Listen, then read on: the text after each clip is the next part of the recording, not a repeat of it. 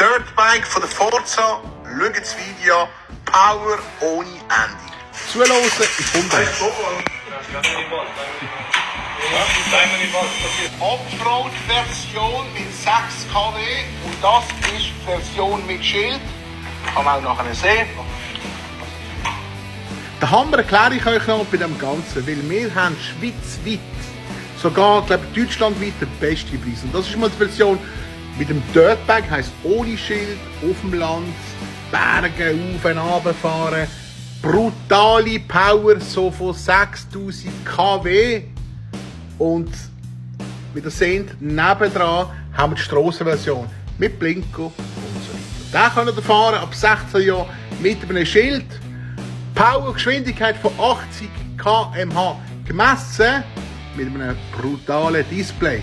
3.990 Franken, das ist eine Ansage.